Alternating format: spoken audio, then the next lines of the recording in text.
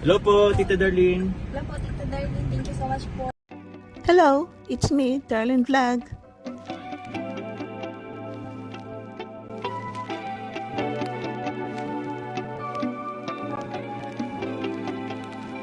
Good morning mga kalingap, good afternoon mga kachongkar. It's me, Darlene Vlog. So bago tayo magsimula ng ating reaction, siyempre shout out mo natin si Kuya Val Santos Matubang, si Ate Ina Vlog, si Kalingap Rab, ang presidente ng Karipa, Berador, si Kuya Noli Oreda TV.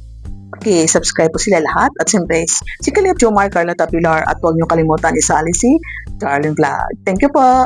So ito mga Kalingap Jomcar na matagal itong video, mga last week napanood ko pero sabi ko, ngayon ko pa naisip na bigyan ng reaction. Mga short clip lang sa video ni Kalingap Hana na pinili ko lang siya, yung may tanong siya kay Kalingap Jomar about na anong nabasa mo na comment na tumatak sa puso mo na hindi mo makalimutan ngayon. At ito po ang sagot ni Kalingap Jomar. So, meron ka bang negative comment na nabasa at tumatak sa'yo? Like, naapektuhan ka talaga? If meron, ano yun? Siguro matagal na. No. Parang nabasa ko lang na, or parang yutot lang is, hindi ka pwede sa Kalingap. Parang ganun. Tumatak sa'yo? Tumatak yun sa art kasi parang ang ano ko kasi kaya nga ako magano sa Kalingap is to help people. Maring hindi nila yun makita pero yun kasi yung nasa puso ko. Parang question nila yung yung genuine ano ko para sa tao. Yung intention ko sa tao. Sa tingin ko, itong comment na yon is siguro matagal na. Yung siguro, kasi sabi ni Jomar na matagal na. Siguro yung nagsisimula pa siya sa Kalingap na yung baka may napansin itong viewers, tapos basher pa na masasabi niya na si Jomar ay hindi bagay sa Kalingap. Di ba po? Kasi siyempre pag nagsisimula pa tayo, kunti pa yung views natin, yung subscribers natin, tapos hindi pa tayo masyado yung aktibo sa pag-charity dahil naalala po natin ito si Jomar is nung pagdating niya sa Kalingap is parang isa siya sa badi-badi ni Kalingap Rab, tapos isa siya sa nag-aalaga kay Reyna pag dinadala sa clinic, ginagabayan, nakikipaglaro, kausap kasi ito nga si Reyna is parang gusto niya ng mga kuya, isa to si Jomar, tapos sumasama siya kay Kalingap Rab, Keyboy, so hindi masyado exposed para nagsisimula pa siya sa panahon na yun na wala pa siya masyadong charity, di ba po? So dito siguro itong tao na ito is basher pa, tapos masyado siyang judgmental na napapansin na niya yung mga galaw-galaw ni Jomar. Sa tingin ko, yung tao na yun kaya niya nasabi. So sa palagay ko, siguro yung tao na nag-comment ngayon, nakita niya na si Jomar is marami na siyang nagawa. Ngayon, nakapagpabahay na siya, di ba? May bahay. First, pabahay niya si si Nanay Nisi. Tapos, pangalawa si Generous nga kami. At siguro napanood niya na marami nang natulungan si Jomar. Binibigyan ng ayuda. Tapos, ito, may love team pa siya. Nakatulong siya kay Rab. Yung Jomcar is nakatulong kay Rab din. Di ba? Tapos, siguro, baka itong tao na nag-comment is nagsisisi or baka hindi lang siya nagsasalita.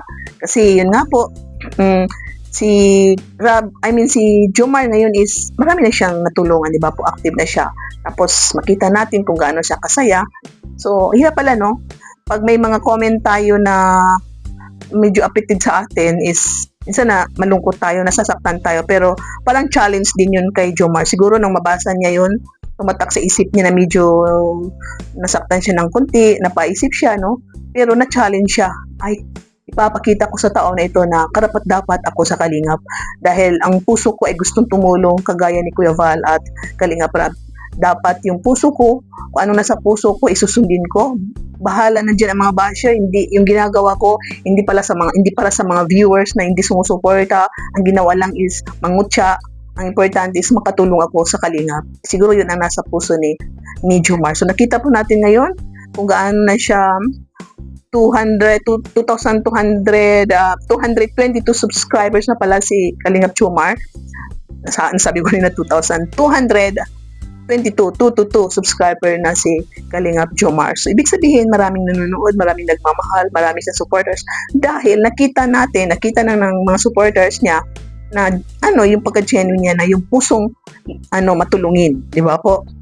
Pusong matulungin. So, okay na yun. Minsan, mariremember sa atin yung mga bagay na hindi natin gusto, na judge tayo, challenge sa atin, na every time na marinig natin, maalala natin is hindi tayo para maging matamlay, maging sabihin natin na ayoko na, kundi ma-challenge na mag-grow tayo, ma-mature tayo sa paglingap, ma-mature tayo sa mga social media na huwag pansinin ang mga negatibo dahil alam po natin itong mga negatibo is minsan nakakatulong din sila sa atin how to challenge ourselves na kung may mali tayo, ulitin, nabaguhin natin dahil masama, dahil nakakasakit, may mga binabash tayo dahil sabi nila ganito pero para sa atin maganda naman at para sa majority is maganda ginagawa natin. So parang challenge din minsan yung mga basher na hindi para tayo bumagsak kundi para mag-grow, ma-matured at yun nga, mahalin natin ang ating ginagawa.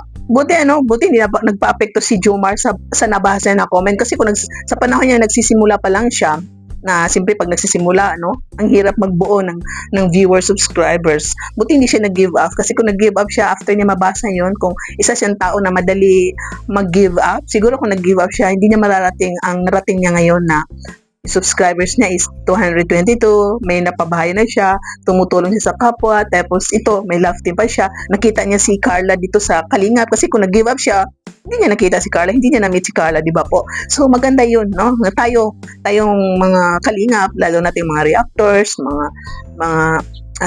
charity vlogger na minsan, pag may nabasa tayo, na kinochat tayo, magiging challenge sa atin yun. Hindi tayo basta-basta mag-give up. Pag-isipan natin minsan na, ano ba ito? Makakasira ba sa akin? Dapat ma-challenge ako na hindi to para sa kanila, sa mga basher na yan ang ginagawa ko, kundi doon sa tao na gusto kong tulungan, sa mga tao na mapasaya ko sila, hindi yung ako lang ang masaya. So minsan, masaya din tayo sa ating ginagawa, hindi yung lagi na lang tayo masaya, pero hindi masaya yung mga taong nanonood sa atin, ang mga taong sinusuportahan natin, kundi yung 50-50, masaya tayo, masaya rin sila.